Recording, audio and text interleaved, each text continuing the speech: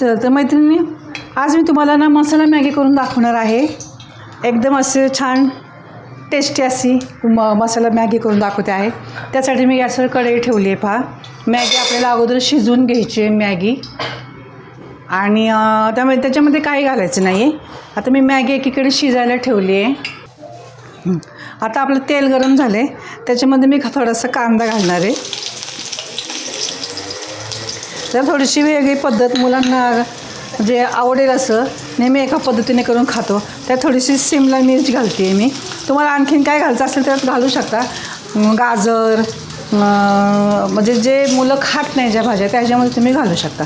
आता ह्याच्यामध्ये मी कांदा आणि शिमला मिरची घातलेली, ती चांगली आपल्याला परतून घ्यायची आहे।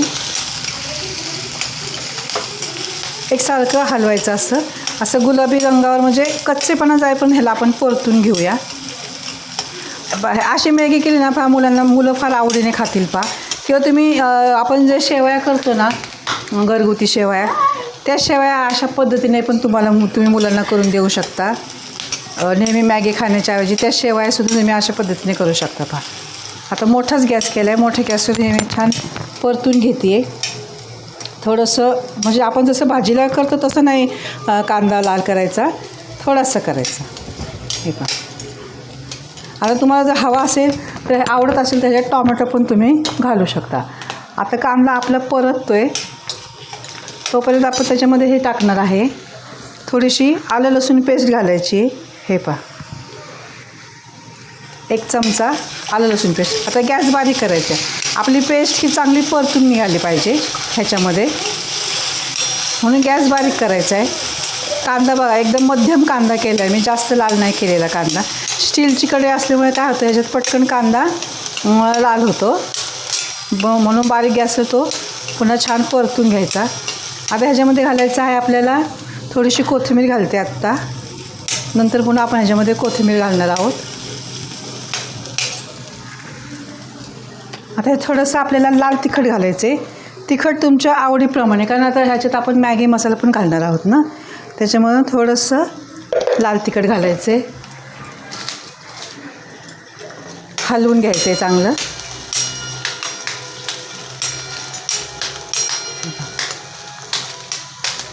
गाजर परत बीट पण ह्याच्यात तुम्ही टाकू शकता जर मुलांना आवडत असेल तर।